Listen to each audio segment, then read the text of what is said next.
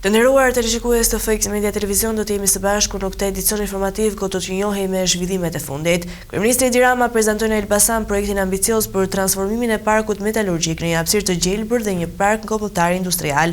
Në bashkëpunim me bizneset vendase, projekti parashikon ndërtimin e një automotoparku modern sipas standardeve që do të presë gara ndërkombëtare si Formula 1.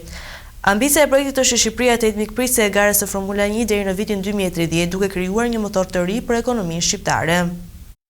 Kryeministri Edi Rama zhvilloi një takim me biznesin e Elbasanit ku prezantoi planin për transformimin e parkut metalurgjik, një trashëgimi industriale nga koha e komunizmit në një park kombëtar industrial dhe një hapësirë të gjelbër. Projekti synon krijimin e një zone të zhvilluar ekonomike, e cila do të funksionojë si një pikë lidhëse mes Tiranës dhe Elbasanit, duke e bërë këtë të fundit pjesë të metropolit shqiptar. Të hyjmë në një fazë të re në transformimin e kombinatit apo më saktë territorit të kombinatit metalurgjik në një park kombëtar industrial i cili ka një potencial të jashtëzakonshëm dhe për të cilin ne duam të mbështetemi tek një aleancë me të gjithë bizneset që janë këtu të pranishme, jo vetëm për të stimuluar më tutje, duhet të jetë një destinacion për të gjithë dhe ky park duhet bëhet praktikisht së bashku me automotoparkun, pika që do të bashkojë Tiranën dhe Elbasanin dhe që do ta bëjë Elbasanin pjesë të metropolit të Shqipërisë në dekadat e ardhshme. Pra jo vetëm Tiranë-Durrës, por dhe Tiranë-Dibër dhe Tiranë-Elbasan, duke pas parasysh transformimin e infrastrukturës dhe shkurtimin e distancave, janë faktikisht tre gjymtyr të kryeqytetit, faktikisht. Dhe që të vish të punosh këtu është një distancë po aq ose edhe më e shkurtër se sa që mund të jetë distanca dhe koha që të merr të shkosh të punosh nga një anë e Tiranës në anën tjetër nganjëherë. Kështu që duhet parë edhe me këtë sy, edhe duhet kuptuar që këtu ka potencial për të hapur kryeqytetin dhe për t'i dhënë një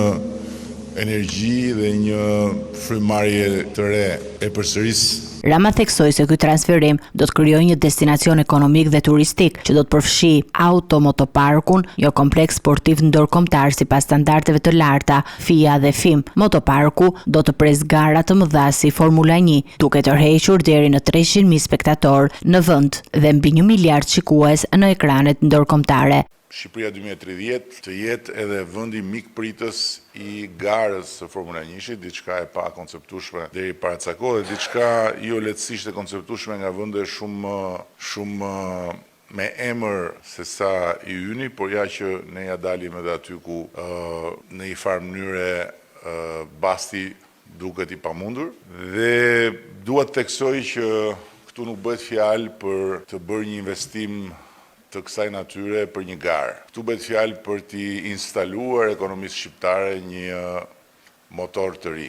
Ky projekt është ekonomi, nuk është garë me makina. Dhe është ekonomi sepse në harkun e 360 ditëve të vitit, ky projekt do të krijojë një destinacion. Ky projekt pritet të sjellë përfitime të mëdha ekonomike për Elbasanin dhe gjithë Shqipërinë, duke krijuar vende të reja pune dhe duke nxitur turizmin sportiv në rajon. Ky investim do të jetë një gur themeli për zhvillimin ekonomik të zonës dhe do t'i shërbejë si një pikë referimi për nisma të tjera të ngjashme në të ardhmen.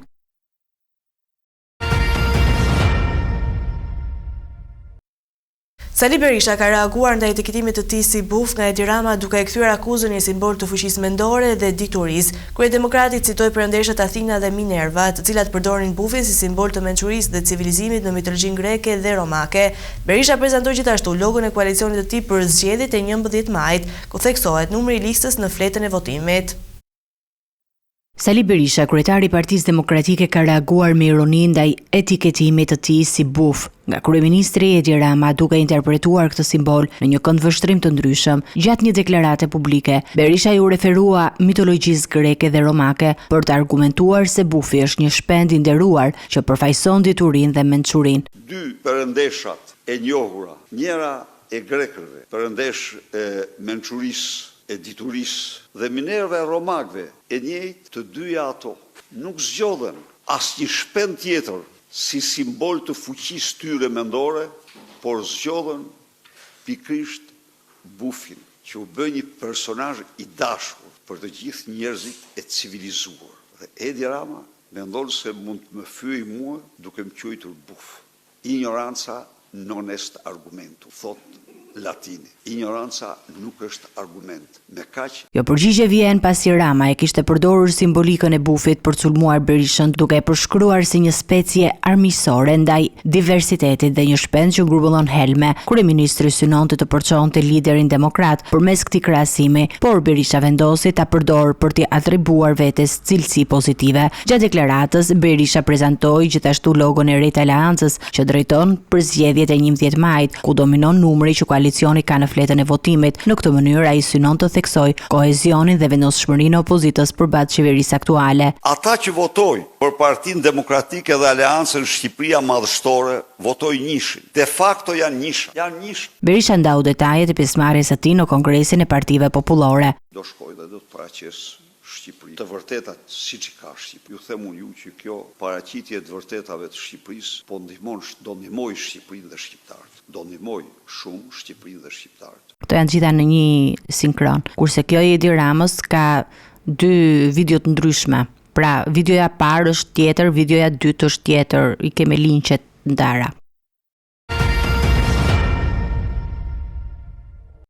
Në datën 14 prill, gjykata e lartë do të shkurtojë kursin e Sali Berishës lidhur me vendimin e dhënë nga apeli për masën e sigurisë. Relatori i çështjes Sokol Binaj caktoi këtë datë për zhvillimin e seancës. Vendimi i apelit të posaçëm riktheu masën detyrim paraqitje për ish-kryeministrin pasi revokimit të masës arrestit në shtëpi nga gjyqtari i gjykatës së shkallës së parë. Gjykata e lartë do të shkurtojë me 14 prill rekursin e Sali Berishës lidhur me masën e sigurisë të dhënë ndaj tij nga apeli i posaçëm. Relatori i çështjes Sokol Binaj u zgjodh përmes shortit elektronik për të shqyrtuar këtë kërkesë dhe ka caktuar datën 14 prill për të zhvilluar seancën. Ish-kryeministri i Shqipërisë Sali Berisha ka apeluar vendimin e apelit të datës 3 janar 2024 që i riktheu masën detyrim paraqitje. Gjykata e shkallës së parë kishte vendosur revokimin e masës së arrestit në shtëpi për Berishën në nëntor të vitit 2024. Ndërsa vendimi i shpadur nga gjykata e posaçme, i cili kërkoi rishththimin e masës fillestare, detyrim paraqitje, ka ndodhur pas një shqyrtimi të thedhuar të rrethanave. Apeli arsyetoi rikthimin e masës duke theksuar se Berisha kishte kaluar më shumë se 300 ditë i izoluar në banesë dhe ishte drejtuesi një partie politike, ndërsa një prej konsideratave kryesore ishte nevoja për të parë nëse ish-kryeministri do të respektonte këtë masë këtë herë pas mosbatimit të saj në vitin 2023. Sali Berisha është hetuar nga prokuria e posaçme antikorrupsion për kryerjen e veprave penale, korrupsion pasiv dhe aktualisht procesi gjyqësor është në fazën e shqyrtimit të dosjes për kalimin e saj në gjykim. Ndërkohë, ai është i detyruar të paraqitet para oficerëve të PKH-s çdo të hënë dhe të tretën të çdo muaji. Seanca e parashikuar për shqyrtimin e çështjes është caktuar me 4 prill, duke bërë më të qartë se vendimi i gjykatës së lartë për rekursin e tij mund të ketë një ndikim të drejtë për drejtë në zhvillimin e mëtejshëm të procedurave ligjore për të.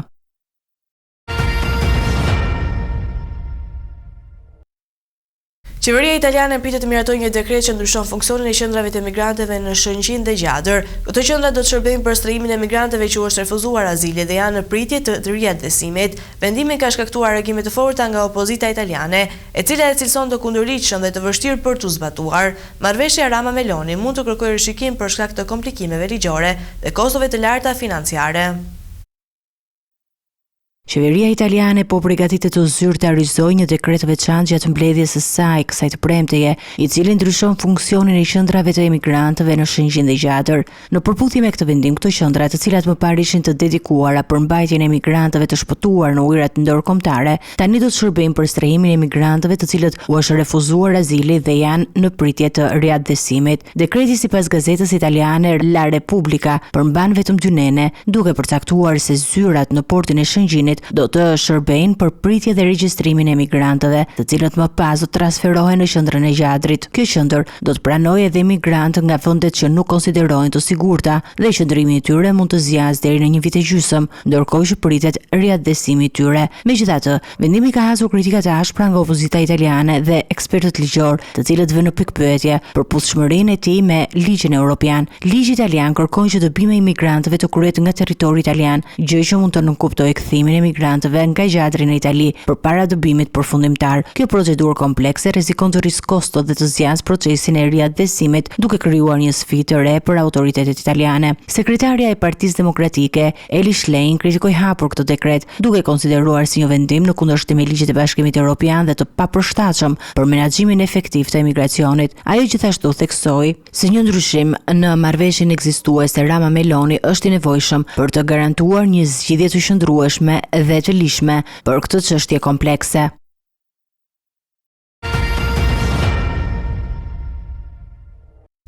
Prokuroria e Fierit ka përfunduar hetimet dhe ka dërguar për gjykim Azgan Mërnicën, autorin e dyshuar për vrasjen e efektivit të forcave speciale Shqiponia në Vrutsin Aliaj në maj të vitit 2024. Prokuroria ka bërë përgjegjës të pandehurin për ekzekutimin e efektivit të policisë në krye të detyrës. Prokuroria e Fierit ka përfunduar hetimet dhe ka dërguar për gjykim Azgan Mërnicën, të akuzuarin për vrasjen e efektivit në Vrutsin Aliaj në një ngjarje të rëndë që troniti opinionin publik në maj të vitit 2024. Sipas akuzës, Mërnica do të përballet në gjykat me një servepra penale përfshirë vrasje të punonjësve të policisë, mbajtje dhe prodhim të armëve dhe municioneve dhe drejtim mjeti në mënyrë të parregullt. Ngjarja tragjike ndodhi në 13 maj 2024, kur efektivi forcave Shqiponia në Vrutsin Aliaj, i veshur me uniformë zyrtare, ndaloi Azgan Mërnicën pas një manovre të rrezikshme që ky i fundit kishte kryer me automjetin e tij, duke hyrë në kthes me shpejtësi dhe duke rrezikuar jetën e qytetarëve të tjerë. Viktima i tërhoqi vëmendjen të pandehurit për mënyrën e pakujdesshme të drejtimit të mjetit, çka solli një përplasje verbale mes tyre. Sipas prokurorisë, konflikti eskaloi kur Mërnica ndaloi automjetin, zbriti me një çantë ku mbante armën e zjarrit dhe u afrua efektivit të policisë. Pa paralajmërim, ai qelloi drejt fytyrës së Cenaliajt, duke e lënë të vdekur në vend. Akti brutal troniti komunitetin, ndërsa organet e rendit ndërmorën me njëherë operacionin për kapjen e autorit, i cili u arrestua pak orë më vonë. Prokuroria e Fierit ka ngritur një dosje të plot provash ndaj të pandehurit, përfshirë dëshmi të dëshmitarëve okular, analiza balistike dhe prova të mbledhura në vendngjarje. Procesi gjyqësor pritet të jetë kompleks, ndërsa familja e viktimës dhe opinioni publik kërkojnë drejtësi për humbjen e efektivit të policisë që ra në krye të detyrës. Ngjarja ka ngritur përkthyer më dha për sigurinë e punonjësve të rendit dhe ka rindesur debatin mbi nevojën për masa më të forta në mbrojtjen e efektiveve të policisë gjatë përmbushjes së detyrave të tyre. Organi i akuzës kërkon dënim maksimal për Mërnicën, duke e cilësuar veprimin e tij si një akt qëllimtshëm dhe të pamëshirshëm.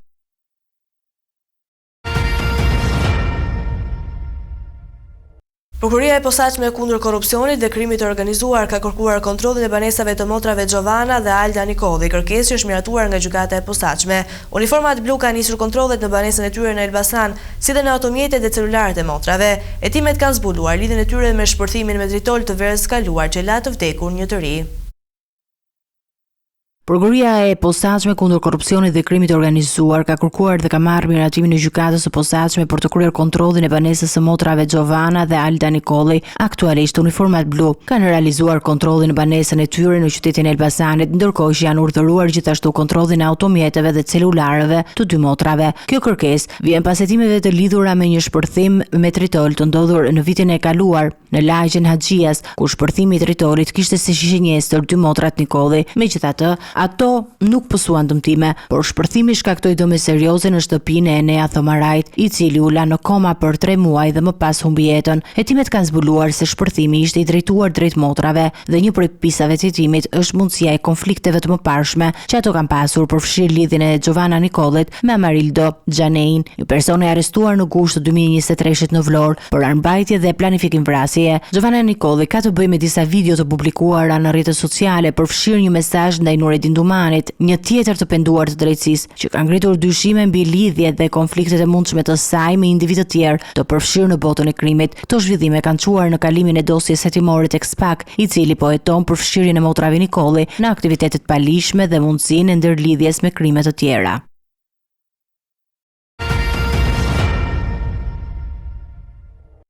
Policia e Shkodrës ka arrestuar Miklian Tomën, 32 vjeç dhe David Simonin, 34 vjeç, të dyshuar për tentativë vendosje eksplozivi.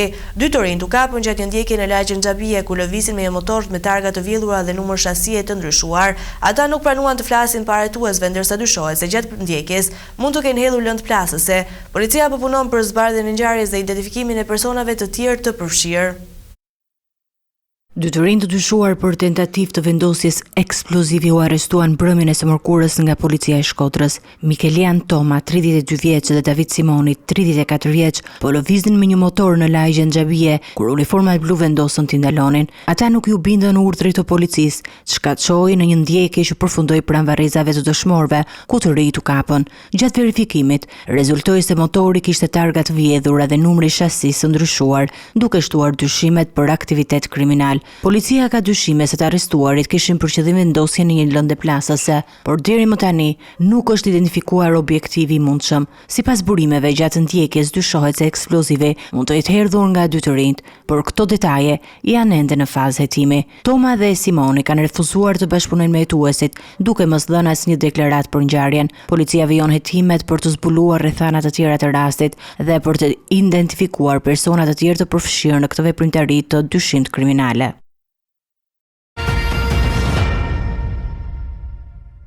Qytetarët shqiptar nuk do të duhet të presin më 14 ditë për të marrë kartat e tyre të identitetit pasi kompania shtetërore Identec ka prezantuar një procedurë të përshpejtuar për prodhimin e dokumenteve biometrike. Shërbimi i ri ofrohet brenda vetëm 3 ditëve, kundrejt një pagese prej 3.000 lekësh. Procedura është veçanërisht e dobishme për emigrantët që qëndrojnë përkohësisht në Shqipëri dhe për qytetarët që kanë nevojë urgjente për dokumentin e identifikimit.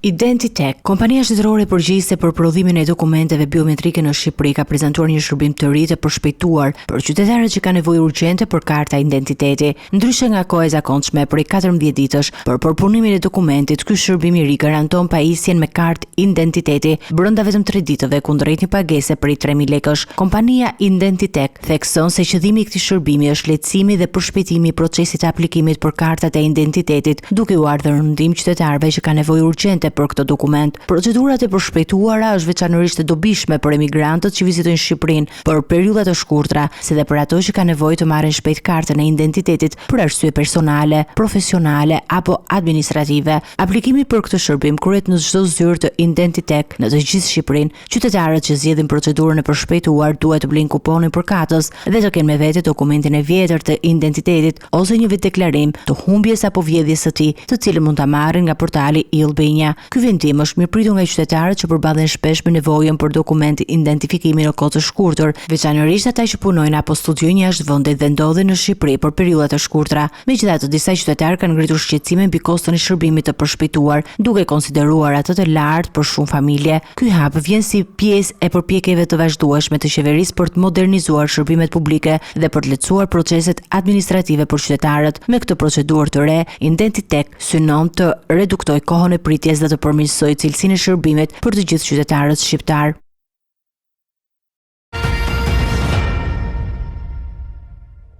Do të vëmë lajmet nga bota. 2 tërmet të fuqishëm me magnituda 6.4 dhe 7.7 ronditën Birmaninë mëngjesin e sotëm, duke shkaktuar dëme të mëdha në Tajland dhe Kinë. Në Bangkok, një ndërtesë 34 çon në ndërtim u shem nga lëkundit e forta, duke lënë 53 punonjës ndërtimi të zhdukur dhe 10 të plagosur. Junta ushtarake e Birmamisë shpalli gjendjen e jashtëzakonshme dhe kërkoi ndihmë ndërkombëtare për përballimin e fatkeqësisë. 2 tërmet të fuqishëm me magnituda 6.4 dhe 7.7 të shkallës Richter troditën Birmaninë mëngjesin e sotëm, duke shkaktuar dëme të mëdha edhe në vende fqinj si Tajlanda dhe Kina Jugore. Epiqendra e 2 lëkundive të forta u regjistrua në veri perëndim të qytetit Sagaing me një thellësi prej 10 kilometrash, duke shkaktuar panik dhe shkatrim të gjerë. Në Bangkok të Tajlandës, një ndërtesë 34 në ndërtim u shem si pasojë të tërmetit, duke lënë të zhdukur 53 punonjës ndërtimi dhe duke plagosur 10 persona.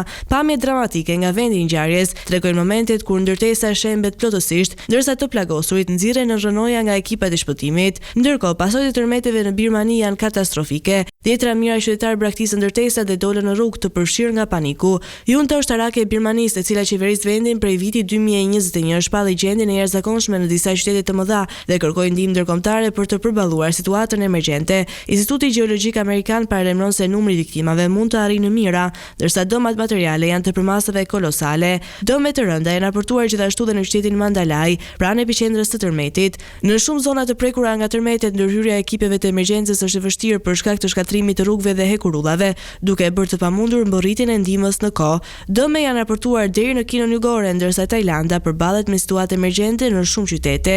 Birmania është një nga vendet më të rrezikuara nga tërmetet në rajon, me periudhën më aktive sismike mes viteve 1930 dhe 1960. Junta ushtarake ka bërë thirrje për ndihmë ndërkombëtare, ndërsa mediat e huaja raportojnë se komunikimi me zonat e goditura është i vështirë për shkak të shkatrimit të infrastrukturës. Kjo fatkeqësi natyrore ka thelluar më tej krizën në Birmani, e cila prej vitit 2021 ndodhet në regjimin ushtarak dhe po përballet me izolim ndërkombëtar. Ndërkohë ekipet e kërkimit dhe shpëtimit po përpiqen të nxjerrin të mbijetuarit nga rënojat, ndërsa situata mbetet kritike dhe pasigurt.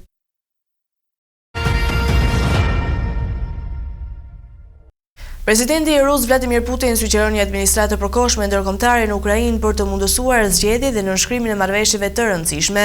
Ai propozoi që ky mision të kryhet në mbikëqyrjen e Kombeve të Bashkuara, Shteteve të Bashkuara dhe Shteteve Evropiane me përfshirjen e partnerëve të Rusisë. Putin theksoi se kjo qeveri e zgjedhur nga populli ukrainas do të mundsonte nisjen e negociatave për një traktat paqeje.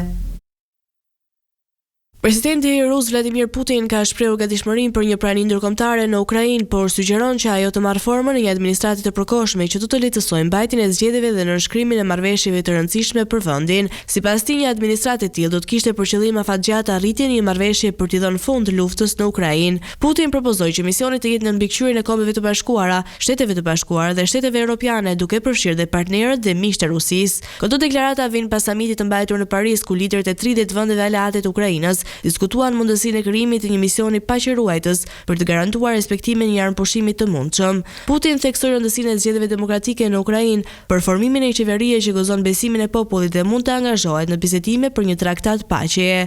Kremlini ka kritikuar vazhdimisht qeverinë ukrainase duke e konsideruar presidentin Volodymyr Zelensky si një partner të palishëm për negociata, pasi ai ka qëndruar në pushtet për 8 mandatet të tij 5 vjeçar, ndërkohë që zgjedhjet në Ukrainë janë shtyrë për shkak të gjendjes së luftës.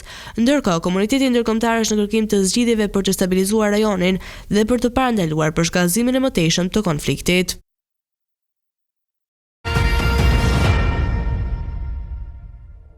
Dy predha të lëshuara mëngjesin e sotëm nga Libani drejt Izraelit kanë shkaktuar reagim të ashpër të ministrit të mbrojtjes së Izraelit Israel Katz. Ai paralajmëroi se çdo sulm në Galil do të ketë pasoja për Beirutin, duke fajsuar qeverinë libaneze për përgjegjësi të drejtë. Ushtria izraelite raportoi se njëra prej predhave ra në territorin izraelit, ndërsa tjetra përfundoi në Liban.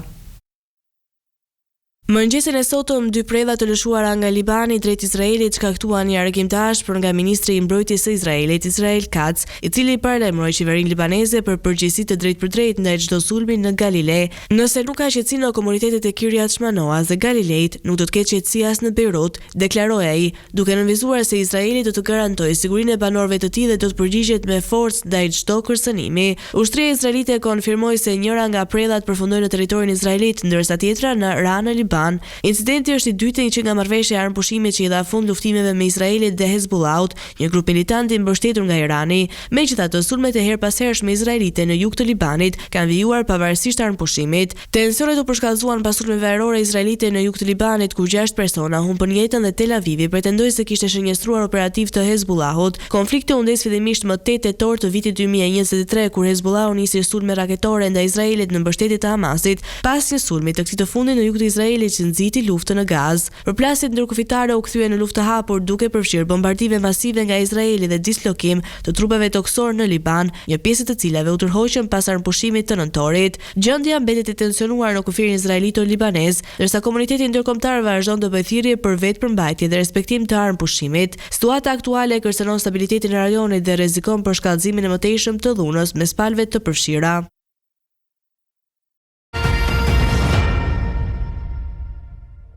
Kryeministra italiane Giorgia Meloni ka kritikuar idenë se Italia duhet të zgjedhë me Shtetet e Bashkuara dhe Bashkimi Evropian, duke e cilësuar atë si fëminore dhe si përfaqësore. Në intervistë për Financial Times, Meloni theksoi rëndësinë e marrëdhënieve të forta me SBA-n dhe sugjeroi që Italia të luajë një rol ndërmjetësues për të shmangur përplasjet mes SBA-s dhe BE-s. Kryeministre italiane Giorgia Meloni e ka cilësuar si fëminore dhe si përfaqësore idenë se Italia duhet të zgjedhë mes Shteteve të Bashkuara dhe Bashkimit Evropian, duke theksuar se vendi i saj mund të ketë marrëdhënie të mira me të dyja palët. Në një intervistë për Financial Times, Meloni kritikoi disa lider evropian për reagimet e tyre të tepruara ndaj ish-presidentit amerikan Donald Trump, duke thënë se është në interesin e të gjithëve të kapërcejnë tensionet transatlantike. Ajo vuri në dukje se Bashkimi Evropian është shumë e ngadalt në proceset e vendimarrjes dhe tha se nuk është e lehtë të konkurrosh me dikë që mund të nënshkruaj 100 urdhra ekzekutiv në një ditë. Meloni deklaroi se SBA-ja është aleati kryesor i Italisë dhe se ndani qasje më të afërt me Trumpin për shkak të pozicioneve të tyre të përbashkëta konservatore. Ajo sugjeroi se Italia mund të luajë një rol ndërmjetësues për të shmangur përplasjet mes SBA-s dhe Europës, duke ndihmuar në ndërtimin e urave të bashkëpunimit. Meloni pranoi gjithashtu se kritika e Trumpit ndaj Europës kishte në shënjesër klasën drejtuese dhe idenë se liderët tentojnë t'u imponojnë qytetarëve ideologjinë e tyre në vend që të zgjidhin problemet reale. Kryeministri italiane mbështeti qëndrimet e zëvendës presidentit amerikan për Europën në konferencën e Munihut dhe pranoi se Bashkimi Evropian ka humbur disi drejtimin e saj. Ajo theksoi se është e rëndësishme të kuptohet realiteti dhe të gjendet zgjidhje efektive për qytetarët, duke nënvizuar se Italia do të ndjekë gjithmonë interesat e saj kombëtare. Këto deklarata përkojnë me përpjekjet e Italisë për të ruajtur një balancë strategjike midis partnerëve transatlantik, në një kohë kur marrëdhëniet SBA-BE janë përballur me sfida të shumta.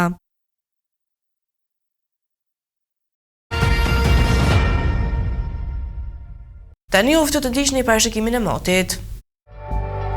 Territori shqiptar për datën 29 mars 2025 parashikohet të përshkruhet në një mot i paqëndrueshëm. Sipas të dhënave meteorologjike, territori shqiptar pritet të ketë një ditë me vranësira dhe rreshje shiu. Temperatura minimale parashikohet të jetë 3 gradë Celsius, ndërsa ajo maksimale pritet të arrijë deri në 17 gradë Celsius.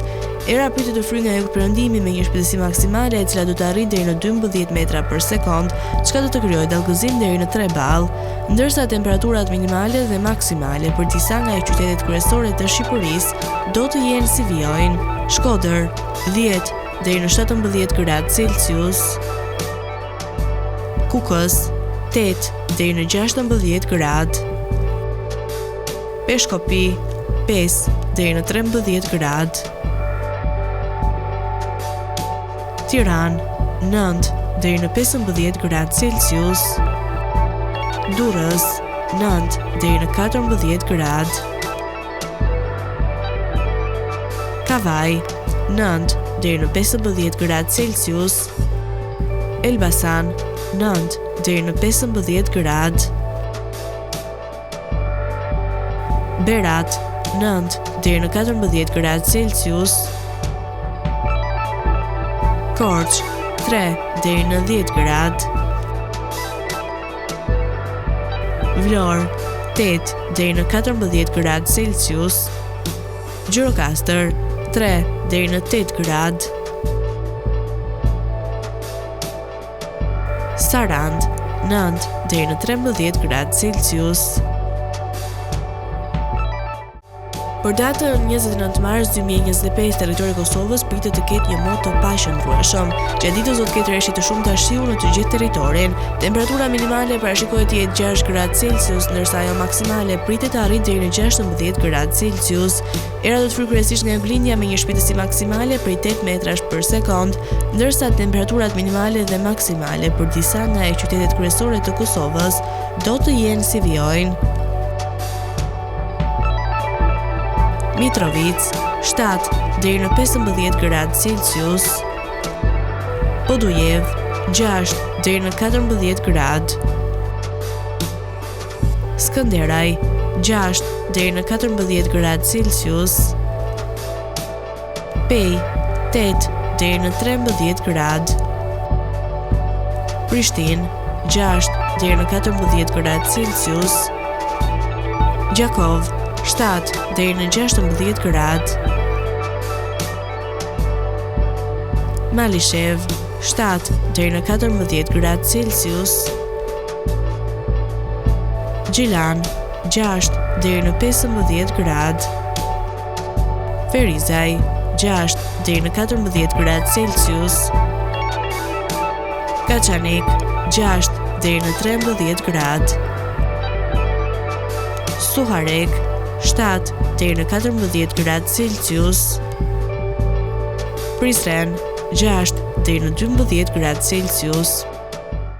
Të nderuar teleshikues, kjo ishte gjithçka e përgatitur për këtë edicion informativ. Bashkë të rishim biserinë edicionin e ardhshëm, deri atëherë mirë u takofshim.